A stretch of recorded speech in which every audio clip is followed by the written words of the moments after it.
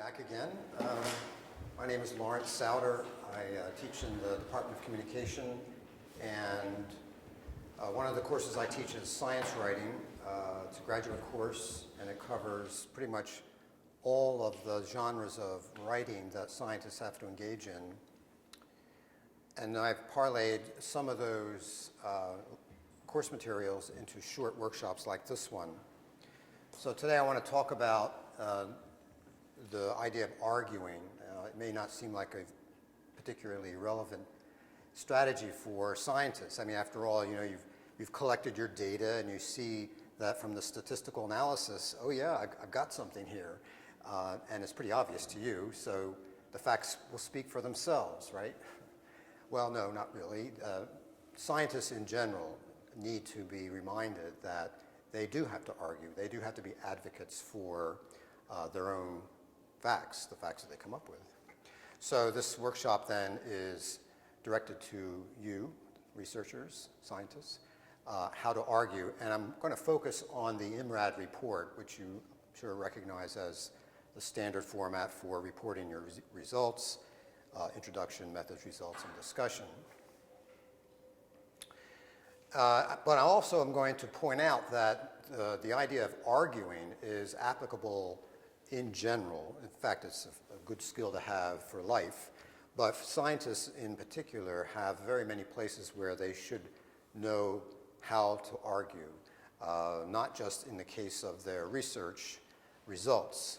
But if you look at the complete life cycle of a scientist, you find that they're involved in many, many things, not just laboratory work. So, I mean, the actual practice of their research, of course, would be in the lab or in the field, wherever they're collecting their data. But they can't do that unless they have the resources for doing that kind of work. So a part of their time, of course, is to acquire and contract out for resources. That requires funding. Surprise, surprise. So another aspect of their work, of your work, is, of course, grant writing, and that requires arguing. But you can't do that unless you have some kind of reputation, that you are trustworthy and that you've been invited to conferences and have some kind of cred within your field. So the idea of building your reputation and getting invited to places is a sort of necessary component of getting funding. But you can't do that. You can't do the schmoozing at conferences unless you have some kind of track record in publication, and of course that depends upon your work in a laboratory. So it's a kind of a cycle that at every point requires arguing. In fact, if you look at specific nodes here under publication, as I said earlier, the idea of the IMRAD report is really a vehicle for arguing. But also in line with that you may find yourself writing at some point that requires arguing is the review of research, or the research review. I know that you probably have been doing this already as part of your dissertation, or some grant proposals will require a review of the research in your field. And there's a kind of an argument there as well. So that is another aspect of publication that you probably will get involved in. But even before you publish something, when you present your work at a conference, you're going to have to get involved in some arguing there. You have to argue for the significance of your conference proposal, for instance. And your poster, your very poster, needs to be a kind of argument. And also the presentation itself should be well rehearsed and well argued at a conference. With respect to funding, as I mentioned, there's the grant proposal that requires arguing. And then in line with that, it's not just a matter of writing a successful proposal for funding, but as you probably know, most foundations, most grantors require periodic reports to see just what have you done with my money. And then there are times when in the practice of your work, either in a laboratory or in the field, you may get involved in creating documents that are kind of like SOPs, procedures for doing some process that is connected with your research. And so that's another place where you would have to argue. And hopefully, your research will be important enough and applicable enough to the real world such that you need to tell the world about your research, and that involves a public communication as opposed to presenting within your own field. So all these are opportunities for you to argue, and I want to show you a kind of conceptual scheme today that I think will help you to formulate arguments across the board. So to simply put, arguments, scientists argue. So here is the sort of basic layout of the IMRAD report, and each section has its own sort of prescribed format and organization and, in fact, an argument. So, in fact, in the introduction, the overall claim that you're trying to make is, my question is an important one. It's significant. It's worth pursuing. I mean, it seems like an obvious thing, but it's really at the heart of the introduction of your research. And then when you move into the methods section, your overarching claim is, my methods were the right ones. They were appropriate to the question. When you get to the results section, you want to make an argument for the fact that your findings were valid and important. And then finally, in the discussion section, your overarching claim will be something like, my conclusions were important. So this is all at a very meta level. It's very abstract, but I think it summarizes nicely the kinds of arguments that you're trying to make. And then to sort of work more specifically at arguments, there's a tool, a model in the field of communication called the Toulmin model for analysis of arguments. It's really quite simple. There's nothing complicated about it. And it's simply a collection of 6 concepts that help you to label aspects of an argument. So for instance, there's something called the claim, or the proposition, or the thesis, which is a statement that answers the question, what's your point? Why are you saying this? Why are you spending my time? And that's kind of the take-home message of your argument. Then there's another thing called grounds, or data, or evidence. And this is what you use to answer the question, well, what do you have to go on? Yes, you're telling me that A causes B, but give me some evidence, some data to show that A causes B. The qualifier is another aspect of argument that is rather important in science, because in science you don't want to be too sure of yourself because there's always going to be something that will trip you up. And in fact, as science progresses, inevitably any discovery will be replaced by something else. So the scientist has to be cautious about making claims, and the qualifier helps you to do that. The qualifier is the answer to the question, how sure are you of your claim? And we'll see some examples of what a qualifier is in a minute. The next thing is the warrant. This is another aspect of a formal argument. And this is a kind of sometimes it's left unsaid. It's sort of assumed, and it's assumed because everyone in your field will understand that it's true. But it's some principle that justifies why you're offering this evidence for this claim. And so, for instance, in science, you have the idea that, well, if you observe 10 instances of something, and it seems that it indicates that A causes B, then it's reasonable to say, well, it looks like in most cases this will be true, that A will cause B, right? And this is the process, the logical process of induction, generalizing from specific cases to a broader population. And that's a principle that serves as a warrant. So if you offer evidence from 10 cases and say it supports my thesis for a broader population, you're invoking the warrant of induction. Now, nobody in your field will ever say that, because after all, they all know that they're operating on the basis of induction. But it's there underneath, and sometimes it's worth recalling it when you're formulating your argument or when you're evaluating somebody else's argument. I should point out that these same components are useful not just for creating your arguments, but for evaluating somebody else's argument. The backing is a fifth component of argument that kind of relates to the warrant, and that is, it answers the question, well, where did you get this warrant of yours? So in the case of induction, when you invoke induction and say, from these 10 cases, I can generalize to a broader population, where does that come from? Well, if you have any knowledge of the history of science, you can say, well, you know, back in the Age of Enlightenment, when modern science first developed, they came up with this idea of induction, and it's been pretty successful so far. So that's a basis for supporting your warrant, called the backing. Again, nobody will ever say this during a conference, but it's part of the underlying principles of your field. Finally, the last thing that is part of a formal argument is something called the rebuttal, and this answers the question, are there any exceptions to your thesis?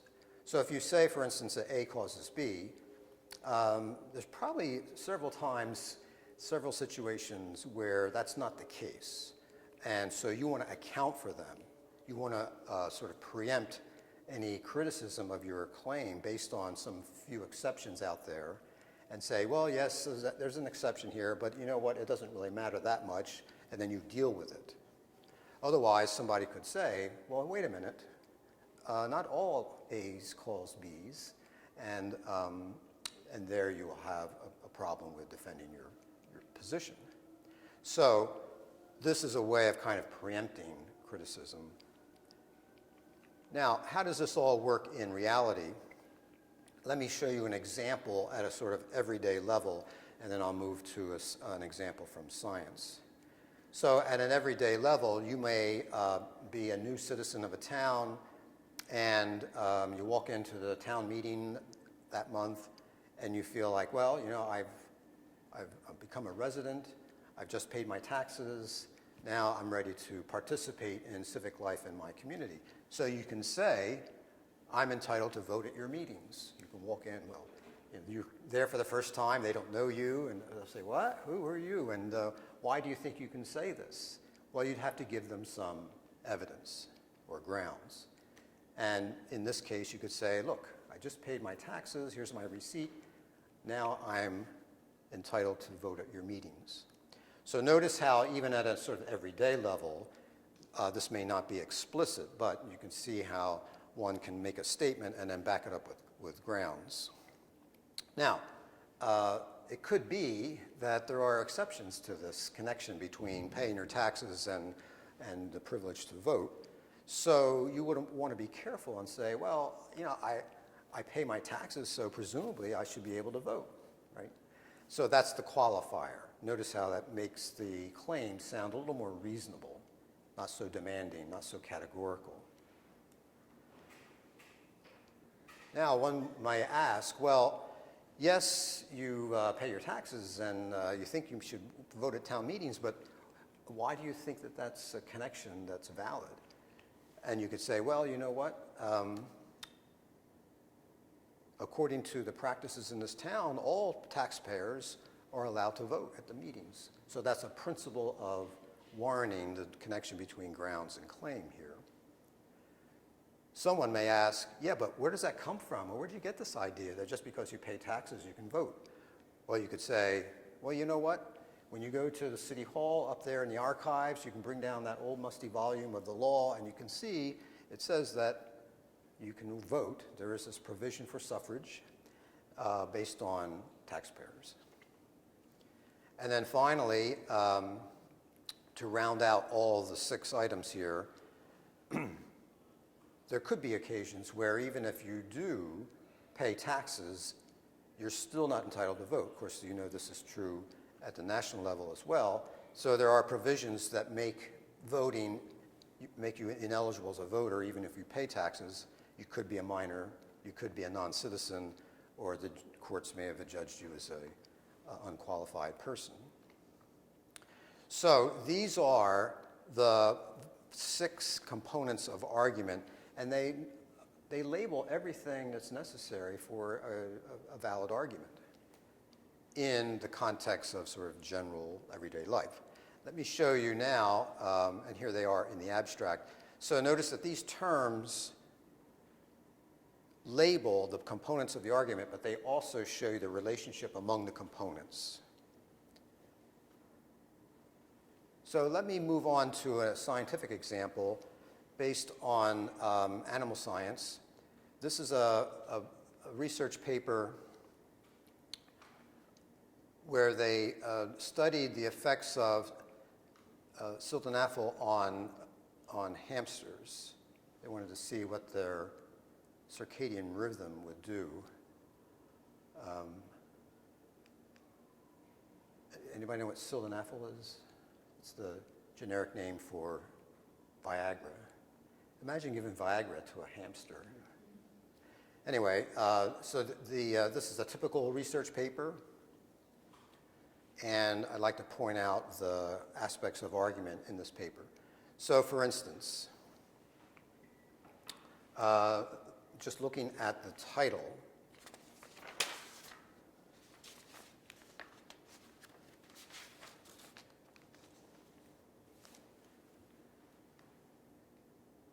there's a sense of a claim right in the title. In fact, as you know from reading your own, in your own field, research papers, the title is much longer than most titles, isn't it? And there's a reason for that, of course, so that you can look quickly at a citation and know whether or not it's going to be worth pursuing. So very often, the title of a scientific research paper will be a complete statement, and it usually will tell you the whole story in one short sentence. And in this case, notice how it's a statement about some causal relationship. So that means we can look at that as a claim. Sildenafil may be useful for treatment of circadian adaptation to environmental changes, including transmeridian eastbound flight schedules. So the upshot of the study was kind of interesting, that they saw what the effects of sildenafil were on hamsters, and they thought, well, if it can restore the circadian rhythm of hamsters, then it might do the same thing for airline pilots. Of course, they would have certain side effects, but who cares? All right, so that's the claim. Now the question is, well, what's the evidence for backing up that claim? And in the article, you could read in and say, so there's evidence, there's data that suggests that for hamsters, it decreases the time necessary for retrainment of their dark light cycle. And of course, this is the problem with jet lag, right? So we have ground supporting claim. And then in between, you have this implied sort of qualifier. Well, we have this data that seems that it's reasonable to conclude that the statement here under the claim is a valid one. Now you might ask, well, that's very well and good, but what makes you think that what's true of hamsters can be true of humans? Well, if you're part of the biological research community, you know that there are many animal models for human research, and so you can invoke that principle that vertebrate models are responsible for many advances in biology and medicine. Now, most of the time you don't have to do that among your own colleagues, but if you're talking about your research to ordinary people, that warrant may have to be made explicit. But you can see how it connects with the rest of the argument so far. And then somebody might say, well, that's interesting, but where do you get this idea that animals and humans share a kind of biology where we could infer one thing from the other? And you could say, well, from history, we have quite a tradition of using animals, rather using animals to understand what how humans operate. So this goes way back to the times of the Romans. And then finally, the rebuttal here, the exception, or the idea that might make this conclusion problematic, that sildenafil can be used for transmeridian eastbound flight schedules, is something like this, that this kind of therapy has certain side effects that may contraindicate this as a remedy for jet lag. So here's an example, I think, of how you can take a whole research paper and then distill it down into its argument components.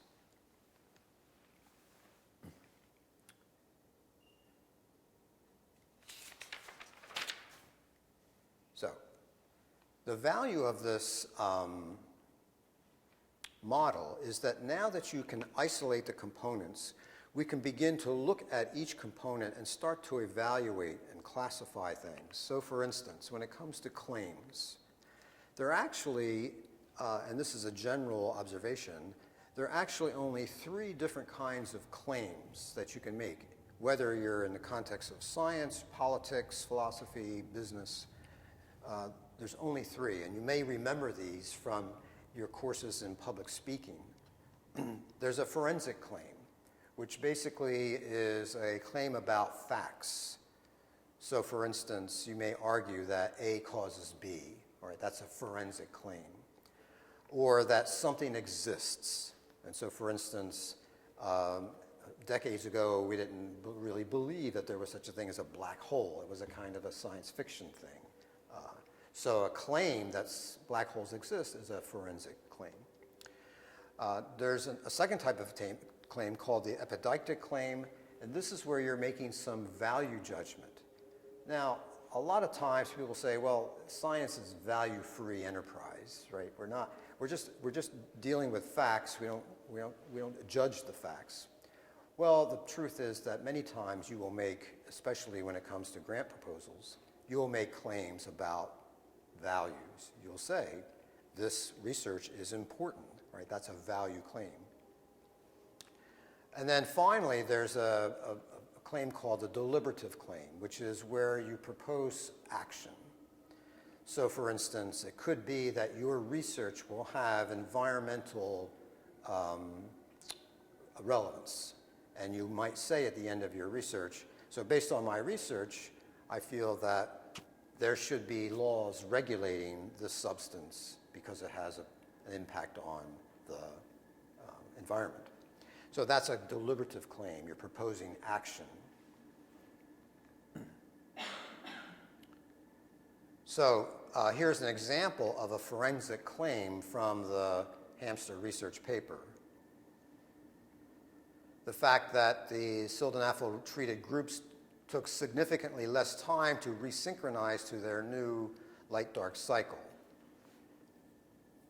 So this is a simple claim of fact called a forensic claim. Here is an epideictic claim. The use of sildenafil is particularly appealing because this drug has been thoroughly studied in terms of blah, blah, blah. So here, the idea that something is judged as appealing is a value claim. And then finally, in the same study, the claim was made that sildenafil could also be useful in other circadian disorders. So the implication here is that one might prescribe sildenafil for certain disorders.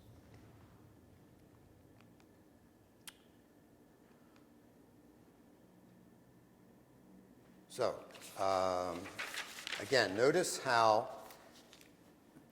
in the original citation for this study, the title is itself a claim. And notice how bare this claim is. It's rather stark, isn't it? It's rather categorical. It's saying sildenafil accelerates retrainment. There's no qualifier here. There's no hedging. It's pretty bold. And that's pretty much the nature of titles. They're pretty stripped down, but when you get into the actual text of the study, then things are finessed a little more carefully. And so, for instance, you'll have something like this. Our results demonstrate that sildenafil administration significantly accelerates retrainment to advancing cycles. So notice in this case, the claim has been sort of modulated, toned down a bit. How is that so? What are some words here that suggest that now the writer is trying to be a little more careful, not so positive, not so cocky? What sort of tones it down? Any ideas?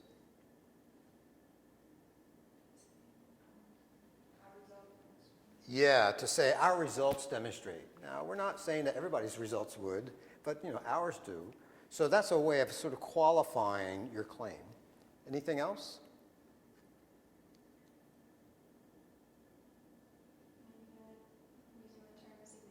Yeah. Significantly, even though that's a positive term, it implies that, well, it's not terrific, but it's significant. So there's a kind of a modulation there of the claim. And this, I think, is good practice, to word your claims so that they're not so self-assured, and to allow the reader to make their own judgment about the validity of your claim. So here's another example of where the claim has been toned down a bit. Just to say, in summary, is a way to kind of take the rough edges off of your claim. Our results offer, this is another expression that softens up your claim. In fact, does anybody remember from, I don't know if it was 2 weeks ago, we gave a name for this kind of expression where you say our results, or we think that. This is the idea of meta-discourse, where you talk about your talk, and it's a kind of a way of bringing the statement to your perspective and not being so categorical or universal about it.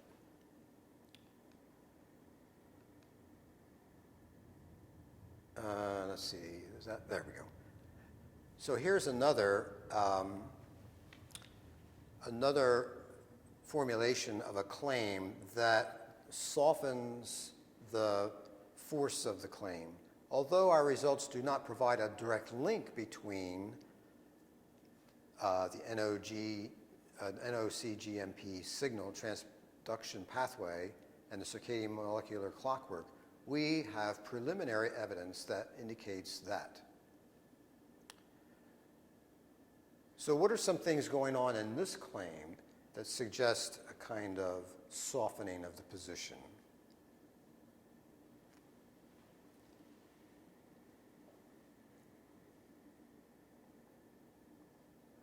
Kind of admitting that they're admitting that they don't have strong evidence by starting with the negative.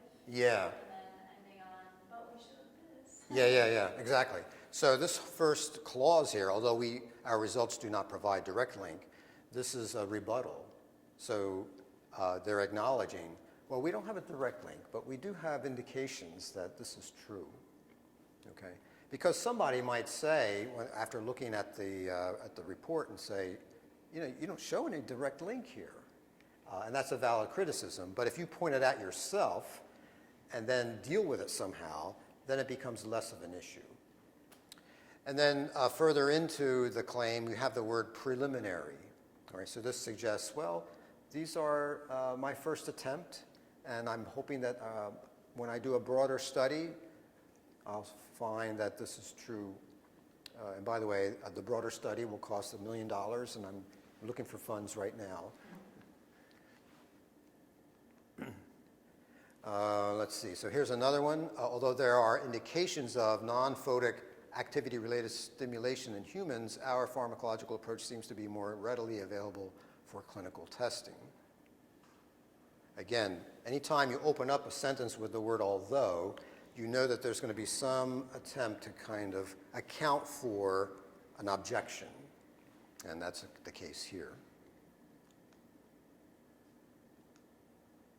in this one. Our results indicate that interference with the CGMP-related pathway might be a useful therapeutic tool, especially for jet lag symptoms due to eastbound flights. So here's another example of hedging or qualifier. What are the words here that suggest qualification?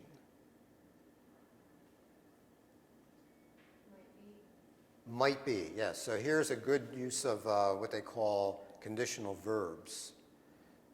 So they're not saying that it is useful. That would be too strong, too categorical. But it might be. Other words are doing that in this as well. Do you see them?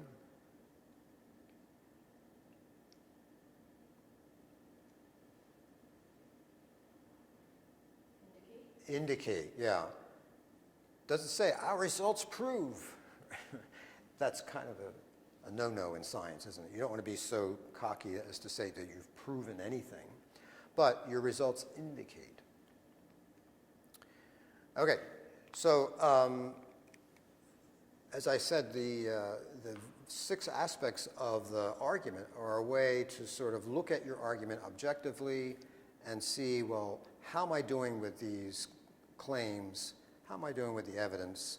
And if you can account for all 6 of those ideas, then you can rest assured that you've addressed all aspects of your argument. Now, when it comes to actually getting down to each one of them and evaluating them, that's where the work begins. I thought we would end this workshop by having you share your claims that you're working on right now.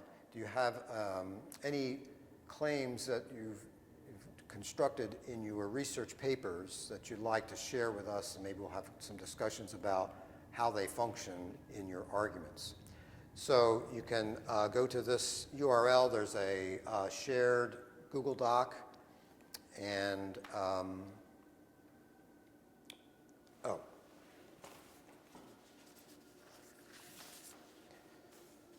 or you can just write it out in the space provided.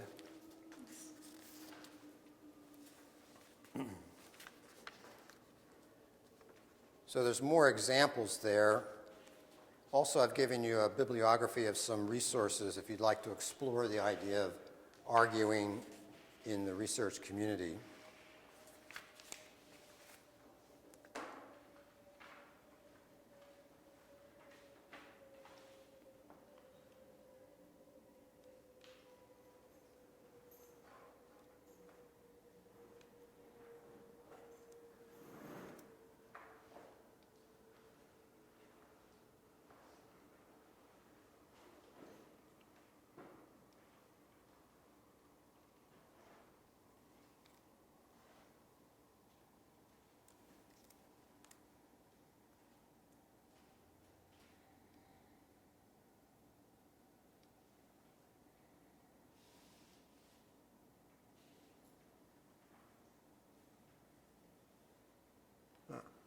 Did somebody already put one in there? Oh, good. That was fast.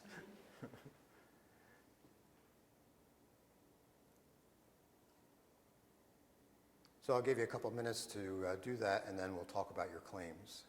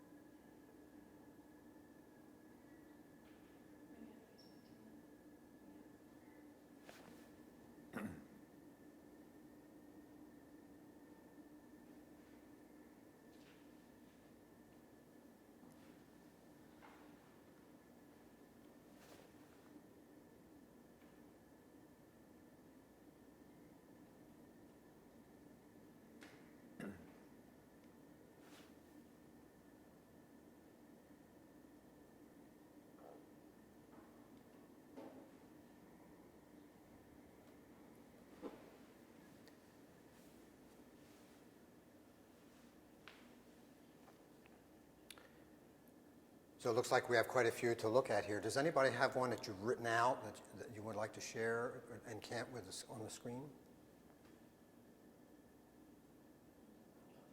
No? Okay. Well, let's look at what you have up here.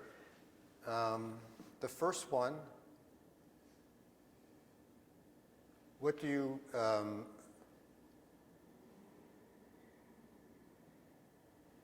what aspects of argument do you recognize here? This is obviously a claim. Can you identify what kind of claim it is? Remember, you have three types: forensic, epideictic, and deliberative. How would you label this one?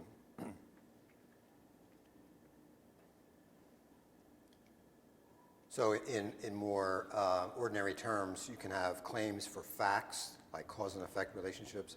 You can have claims for value, making judgments about things, or claims for action, taking action, doing things. So what's this one? The first one, right? The forensic? Mm-hmm. And what makes it forensic?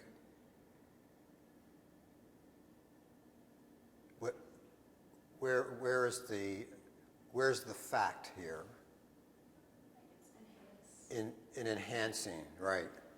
Now, you might look at that and say, well, enhancing, that sounds like it might be like a value judgment. You know, something is better if it's enhanced. But I guess it depends on how you see enhanced. If it's just enhanced in the sense of increasing something, then maybe it's not so much a value as it is just a fact. The distinction isn't that important. I think the bigger distinction is between arguing for facts, values, and arguing for action, because they're a little bit more different. Okay, good. Is there anything in this claim that suggests that the writer is trying to be modest and accounting for any possible objections? What is it? Using may, right. So the idea that it may enhance.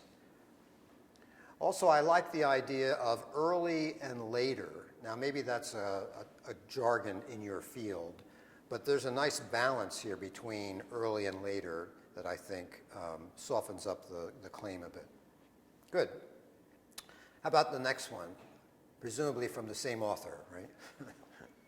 Same lab. Oh, same lab. Okay, sorry. All right, releasing IL for, is that IL or 1L? IL, okay. From biomaterials over time to promote M2A macrophage phenotype reduces fibrous capsule formation. So again, what kind of claim do we have here? This is forensic for sure, isn't it? Because reduce is pretty much a factual thing, you know. Now, is there anything here going on that suggests a kind of softening of the claim?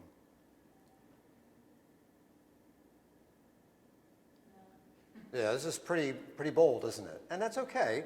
It could be that this is a title, in which case you don't want to worry too much about adding words to soften up the claim.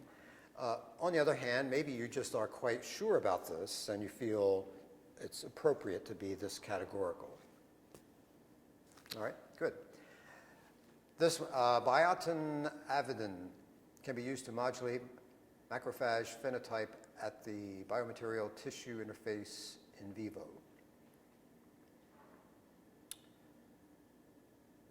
What kind of claim do we have here? What makes it forensic? You're saying that something can affect something else. Yeah, although it looks like you're going a step further, though. You're saying can be used.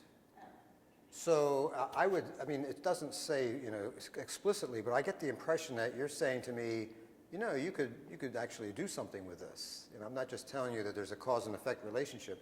So there is a kind of a deliberative force to this claim that our research is so great that you can actually use it for something, use it to modulate macrophage phenotype, okay?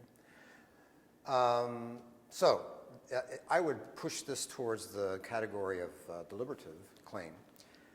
Is there any attempts here to modulate it, to make it softer. Can, yeah, the word can is another hedging word, isn't it? Good. Promoting early M1 macrophage activity may induce blood vessel formation. Again, this is a, what kind of claim?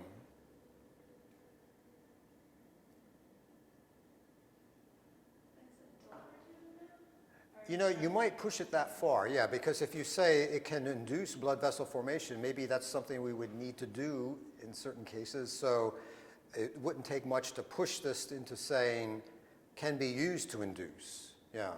Although the way it's worded, maybe we should be more careful and say, well, at least it's forensic. At least they're saying that, that promoting this can lead to blood vessel formation, which is a causal relationship, isn't it? And then again, you have the word may, which softens the verb a bit. Okay, how about this one? Our results offer a strong support for high-level functional languages. Oh, that high-level functional language can be used to design digital circuits. So again, the word use pushes you towards a kind of deliberative claim, right? That there is this application of your research here that's possible. Is there anything here going on that softens this claim? The can, again, yes, can be used. Anything else? Saying strong support, maybe? Strong support, yes. You're not saying that it's perfect support, it's strong support. Anything else? Offer. Yeah, our results offer. They don't prove, they offer. They offer support, offer strong support. So even though they're all sort of positive words, they're positive in the sense that they kind of hedge a little bit. Okay, our results indicate that holes would contribute to the visible spectra, and the ultrafast time constants can be extracted by the proposed kinetic model. Notice, by the way, that we don't have to have a deep knowledge of the context here in order to evaluate the writing, and that's the sort of the marvelous nature of language, right? That there's a structure to it that we can understand without understanding the words. So again, what kind of claim do we have here?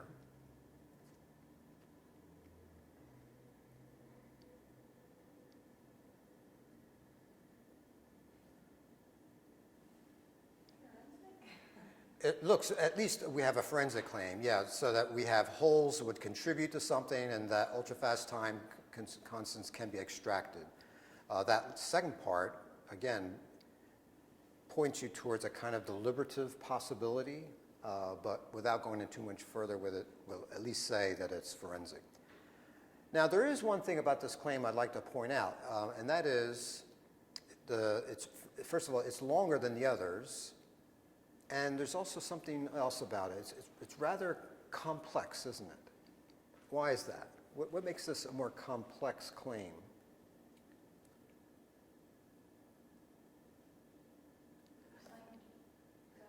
Don't think about the language. I mean, I don't know what this means, but I do know this is a little more complex than the others. Why do I think that?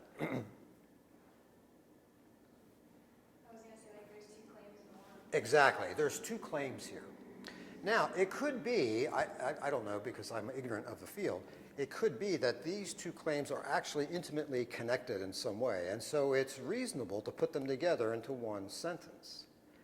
On the other hand, if that's not the case, it might be better to separate these two into separate sentences because they are two claims. And if they're not intimately related, it can be confusing even to an expert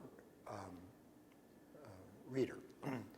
So that's one possibility for revising this. Otherwise, I see some good language here in terms of modulating the claim. What are they?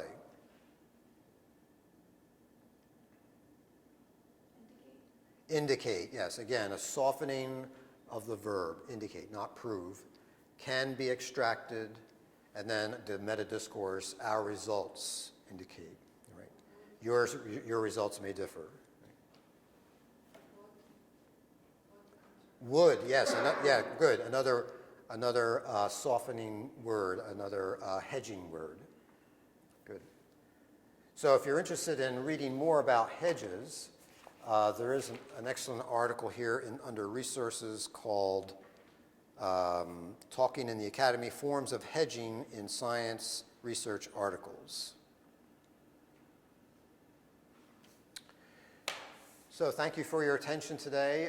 Next week I have a workshop that's particularly relevant, I think, to international students. If your first language is not English, I'm going to try to account for what are some of the difficulties that you may have to deal with if you're coming to English from another language.